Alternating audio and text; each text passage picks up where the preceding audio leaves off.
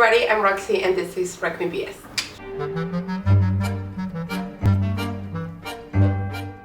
So this is part 3 of my end of the year massive book haul, and I've just realized I've left some books over there that I need to read in order to show you. So please wait a second.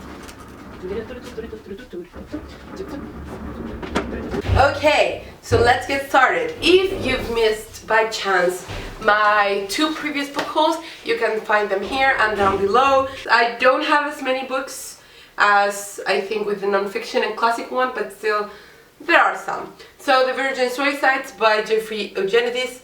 I've heard extremely mixed things about all Jeffrey Eugenides books actually, but I really enjoyed Middlesex, and this I think is about a boy who finds 3 dead girls. I don't.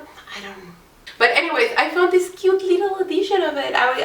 It's Picador modern classic. Well done, Picador. You're always like top notch.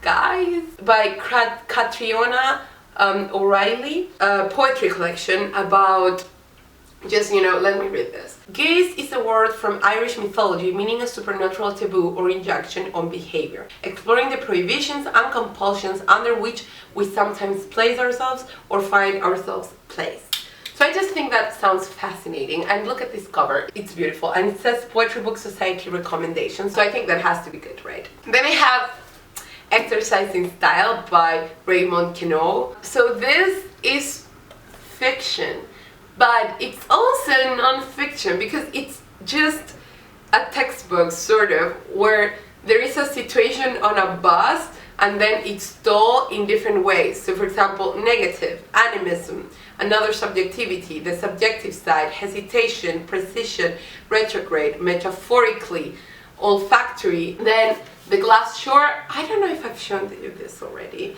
Maybe I have. Short story collection by women writers from the north of Ireland. Then I have Growing Up in America, contemporary fiction about learning to be American. So this is sort of a companion, in my mind, not in reality, to The Good Immigrant. I got them around the same time, although this one I got secondhand at a local bookstore. I just think it's so fascinating because The Good Immigrants are essays set in the UK, and this is fiction set in America.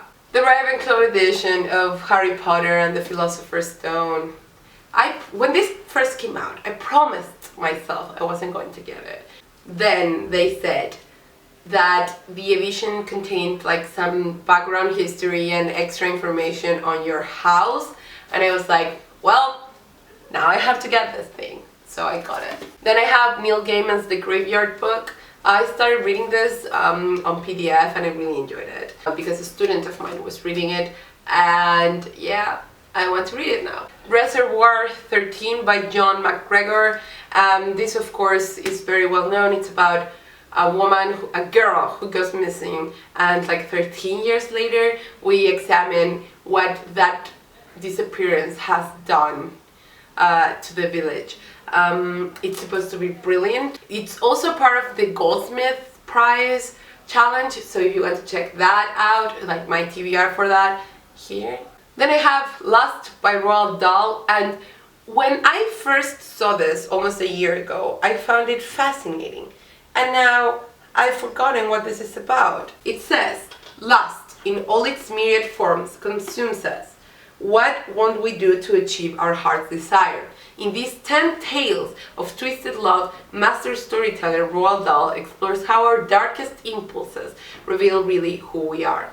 I have read only one tale by Roald Dahl, like adult tale, and I read some of his books for children, and no matter what, he always has a twisted and fascinating sense of humor. I also have here America's Dream, a novel by Esmeralda Santiago. This is again about immigration. It's about a Hispanic girl that works in a hotel, or perhaps in a really posh house, and the thing is that she becomes like really involved, and I think she like wants to have like a really high-class life, but when he gets to the house she understands that it's not perfect. It's something like that. Then I have this gorgeous edition of Philip Pullman's His Dark Materials trilogy.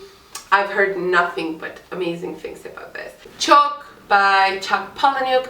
I want to read everything this man has written because I really enjoy his writing. He's so funny, brilliant, dry, gross, and he's so many things in so many different ways, and he just blows me away. Then I have Irish Girls About Town, 16 stories. Really, I mean, it looks kind of trashy, but it has stories by Maya Vinci, Marianne Keyes, Kathy Kelly, and just like some other names that I recognize. Let's see how it goes. It's a collection of short stories. It was also super cheap. Then I have A Natural History of Dragons, a memoir by Lady Trent by Mary Brennan. This is a fantastic fantasy book. I'm not that much into fantasy, but books like this make me want to get into it because it's so realistic. It's like reading a memoir. It's like reading a true memoir. It was amazing. I don't remember how much I rated this, but I really enjoyed it. And it's about a female scientist in a Victorian-like society. It has some drawings done by her, which are amazing, like this one. So it's like, it's so believable. I mean, there are dragons, but it is so believable. Really enjoyed it. Then I have If You Look For Me, I Am Not Here by Sarayu Srivastava. And this was recommended by Jen Campbell, not to me personally, just she has recommended it in general. So this is about twins, and one of them dies. I don't remember if it's the boy or the girl, but the other grows up trying to be both. It's supposed to be fascinating and dark and twisted, and I really like that sort of thing. The Accidental by Alice Smith, and this is about a guest who goes to a summer house of a family that's on vacation, and nobody knows who that person is, but they assume it's someone else's guest, and that's why they allow this. And it's supposed to be funny, but also like really raw in the sense that this family really has like communication issues, and this person like helps them. Then I have from Mcguinness The Woodcutter and His Family, which is a fictionalized memoir or biography of James Joyce. And I love James Joyce, I love memoirs, and I love fictionalized historical fiction of memoirs. I just really enjoyed that. I also have the Penguin Book of Irish Short Story. I wasn't kidding with the Irish literature, you will see. Anyways, it's just what it says. In the Rio book haul, like here, you can see how I bought the British short story. That includes some Irish short stories. But the Penguin Books of X short stories are amazing, and so I want to get them all. There's like American, Dutch, I don't remember the others, but I know there are more, and I want, oh, here we have Welsh, Scottish, English, specifically American verse. I like it, and I also like these covers, they're very pretty. I have an Irish literature reader because, well, you know. But this one I really like.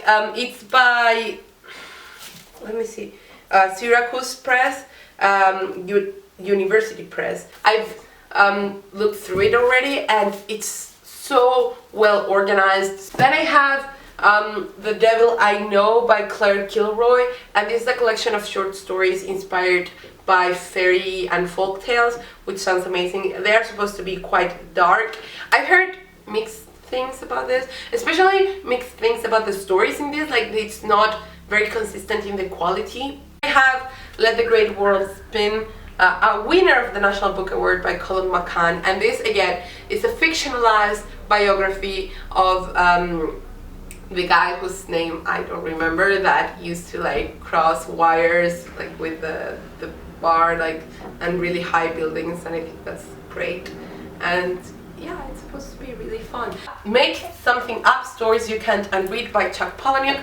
I mentioned how I liked Chuck Palahniuk quite a lot, and this is his short stories. I haven't read any of his short stories, so we'll see how that goes. 2, 4, 6, 8, 10, 12, 14, 16, 20, 10, 30, 11, 12. I give up. But I think there are some, what, like 60 perhaps? So there you go. I have no self-control whatsoever. Yay! So if you like this video, please give it a thumbs up, please subscribe, comment if you've read any of this book here, and that's it. See you next time.